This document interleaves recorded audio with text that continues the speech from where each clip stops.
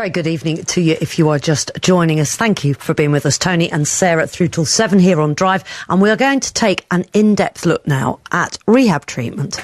This comes after the news that we brought you on Drive last night that Ant McPartlin, one half, of course, of Ant and Dec, has decided to go back into treatment after being arrested on suspicion of drink driving at the weekend. By now, you'll probably all have seen the photos or the footage online. Yeah, last year he spent 2 months in rehab after admitting to a painkiller and alcohol addiction. He returned to presenting duties on I'm a Celebrity last November after announcing that he was clean. Yesterday, in a statement, his agent said that he'd be stepping down from his current TV commitments and that he'd spoken with Dec and ITV and asked for time off for the foreseeable future. Well, tonight we want to hear your experiences, your stories, your thoughts about rehabilitation treatment. Perhaps you think it's the preserve of celebrities or those with a huge bank balance to play with. Perhaps you've been addicted and have really struggled to get the treatment that you wanted to get because of cuts in your local area. Maybe you're concerned for a loved one. Maybe you want to know how best just to approach a conversation with somebody you think might be struggling. Get in touch with us, 85058 or at BBC5 Live on social media. And of course, we will give you out all the helplines that you'll need a bit later on. Some of the people we're talking today, Anita Chellam, a nurse who's a counsellor who works for Sanctuary Lodge. And this is one of the several UK addiction treatment centres, they're called, across the country. And this year, she will have been sober for 30 years. Steve in the West Midlands, not his real name, through Help for Addiction, Steve's daughter has been in alcohol rehab and is now 40 days clean. And actress Stephanie Davis, who you're going to know probably from Celebrity Big Brother and Hollyoaks, Stephanie says rehab saved her life when her relationship with alcohol just got completely out of control. Very, very much appreciated all of you being with us on the programme today and for talking about your own personal experience. Stephanie, I just start off with you because I think a lot of people may have been aware of your circumstances. Give us an idea of when alcohol took over your life. Hi. So alcohol for me, I think you can't really pinpoint. I can't pinpoint anyway when it started, whether it's in the genes, whether it was something that triggered it. I don't know. I could look into that forever. Mm-hmm. But it was just always a problem. It was like, you know, one too many, 1,000 never enough. Never had that stop button where I could cut off. And I always used it to deal with emotions, like to block things out because I found my emotions too much to deal with. So I kind of relied on that when things went wrong to block out my feelings. Mm-hmm. And then that just got worse, like over time, gradually. It always ends up in jails, institutionalised or death eventually, you know, if you've got an addiction. How long did you go into rehab for? I was supposed to go for 4 weeks and I made the decision to stay longer, so I ended up doing over 8 weeks. So I stayed over Christmas, but I needed it, you know what I mean? It saved my life, rehab, and it was the best thing I've ever done. When you got in there, I guess, I mean, well, you tell us, what's it like? What's it like inside? In rehabs, it depends because you can either do a 12-step programme or you can do more of a rehab, which is more the issues behind your alcoholism and stuff like that. Obviously, everyone who's got addiction in NACA, AA, you know, you do the 12 steps. And that's kind of, it makes you a better person as well as learn about your addiction. It's like everything down to your alcoholism, to holding resentments towards people, to just being a better person. But rehab for me, it was amazing. It's just like a house where I went. Mm-hmm. It was really nice with, you know, however many people are there who want to get well. You stay there, you do group therapy in the morning, you know, you have your lunch, your dinners, your teas, you have a set routine and you basically just work through all your issues and get to the root of the problem, and it's more to find ways to cope and how to get through that feeling. There's a saying in the fellowship, "This too shall pass," and it's just getting through that moment when you're having a feeling when you want to drink. And it's like, I think all recovering addicts, like the most amazing people I've ever met. We all wear our hearts on our sleeves. And everyone's just really good people. It's just that we can't deal with our emotions like normal people. Like the way normal people might, you know, be happy, sad, blah, blah, blah. Ours is like, you know, the end of the world or the best thing in the world. There's like no grey area in between. It's kind of like finding that grey area.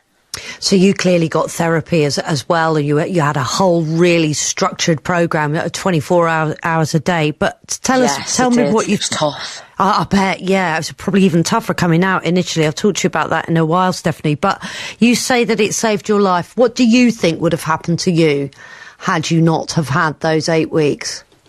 I would have died. It would have got worse. That's all that happens, and every relapse is worse. You know, we say, have you got another drink in you? Yeah, probably. Have you got another relapse? No, because every time you relapse, it just gets worse and worse and worse. And obviously, you know, you've just been saying about men, and like me as well, and like one of my friends, guys, like it's been played in the public eye, you know, which people have seen us go through. You know, it's really, really hard. And what people don't understand and what really upsets me is it's an illness. And what people have got to understand is it's one of the most selfish illnesses, because it consumes you, it takes over your life, and yeah, it's really sad. It's really, really sad to watch someone go through addiction. And you know, obviously I know better than anyone, you can't help someone, they've got to want to help themselves. You've got to want that help. You've got to, as what we say in the fellowship, you've got to hit your rock bottom in order to want to get well again. Stephanie, a lot of us are putting this into context after we've seen Ant McPartlin go through what he's going through. I want to bring Steve in now. We've mentioned earlier on it's not his real name, but we want to talk about Steve and his daughter. Hi, Steve. Hi there. So, what's interesting now, I guess a lot of people are looking at this from the outside and thinking, what would I do if I was in this position and needed help, and needed rehab? Where do you even begin? What services are available? You've been working to help your daughter, haven't you? So, and we said she's 40 days clean now, Steve. So it's amazing. Yeah. If you want to put some context on what's happened to her, Steve, do so. If not, just take us from the moment you decided to intervene and try and get rehab help.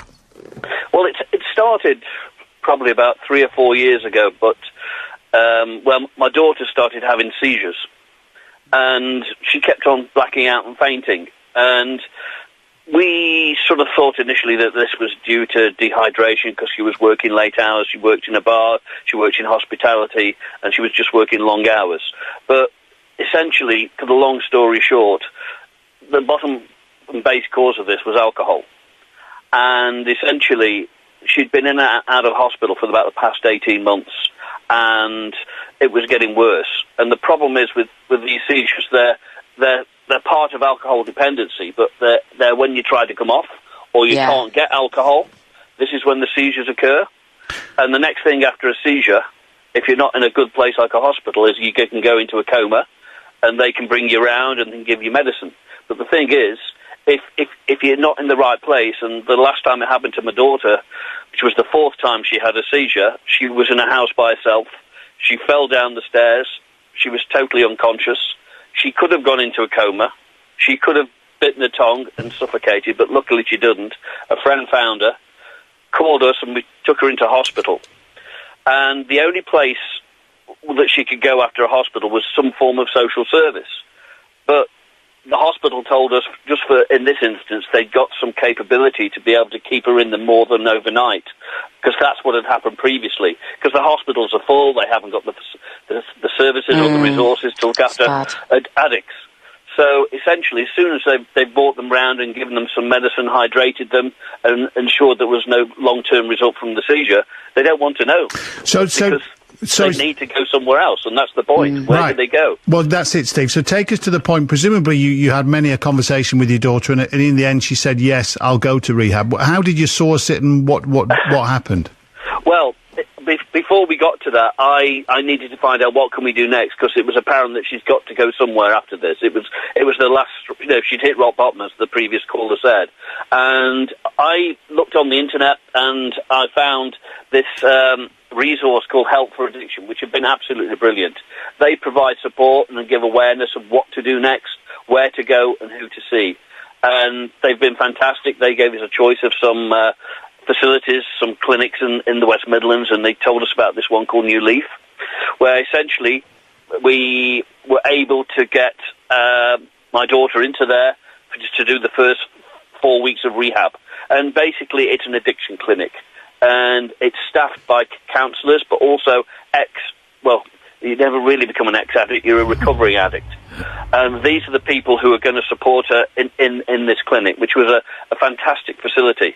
She's now 40 days dry from when she went in, and she's got through to the next stage, which is another dry house once she's come out of this dedicated therapy and dedicated care. We've just seen Anne McPartlin come out and go back in, presumably he relapsed or failed. I don't know the language to use there, Steve, but did your daughter see it as a positive experience straight away? Did she? Because Stephanie references... No. Right, go on, what problems did she find them? Well, the hard part was actually when we were leaving the hospital to inform her where she was going, because initially she thought it was just going to be a few days. But as we took her out of the hospital to take her into my car to drive her over there, we told her, look, this isn't going to be a few days, this is going to be 4 weeks. And she got really angry, because essentially the worst part was, it may sound slightly amusing and ironic, but she was more concerned about not having a mobile phone and being on social media.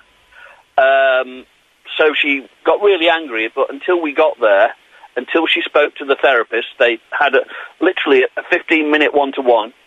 They calmed her down. They told her what they were trying to achieve with her, and they just turned it round. It was phenomenal. I mean, okay.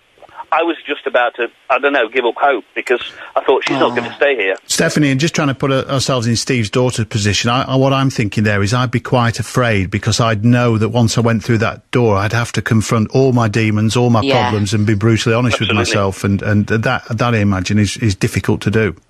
Yeah, it's really, really scary. It's you think it's hard living your life, being drinking, blocking out your fears, but the worst thing is taking the one thing away that you do rely on and having to face everything sober. It really was hard. And if I've got any advice for this man, there's also help with Al-Anon, which is for the families who can go, and it's kind of like the AA meetings or whatever meetings for the family, so they have a better understanding of what... because sometimes I think, especially with my dad, and maybe you felt the same, he blamed himself and was like, was it something I did wrong? And it's, unless you're an addict yourself, you'll never understand what it's like. It's very, very hard. Stephanie, how strict is rehab? And I'm talking in general terms now, but how strict is it? Are you searched? Do they go through your luggage to make sure there's no booze there? What happens? Yeah, you can't have even mouthwash or aerosols with any alcohol in it. It's like like even mouthwash, like the 0%. You can't have razors or anything sharp. Everything gets searched, because people will go to, and that's the illness, it will make you go to any lengths to get it. You can't even take a guest. When I went to see my daughter, you can't even take your mobile phone is taken off you, just in case they try and call somebody to try and get some alcohol or some form of alcohol in there. Can I ask? It's quite pretty strict of control. But it clearly, clearly take it very, very seriously, and that's part of the whole thing to make sure it works. Can I ask you both, Stephanie, did you have to pay for your rehab? Yes, I did. And what about you, Steve? Did you have to pay for your daughter's rehab? Well, yes, but we had to sort of, take our credit cards and just that's do the it. Sad thing. At the end of the day, it's your daughter there she hasn't got a choice. Yes. And I think anyone who's got any caring and sense in them at all would do something similar. Of course, it doesn't matter how much you have to pay to save your child. Yeah, and Stephanie, when you go want ahead. To go to rehab, you're willing to give. I was ready to give. I would have gave anything to get, because I wanted that help so bad. But what is sad about addiction, like when he said before about, hospitals and stuff, seeing you're drunk and then they turn you away for rehabs. It's so sad when people desperately want the help, they haven't got the money to be able to go. It's just like there needs to be something else. The meetings are good and amazing, of course, but sometimes people do need, rehab. Yeah, absolutely. And, you do hear that addiction centres are closing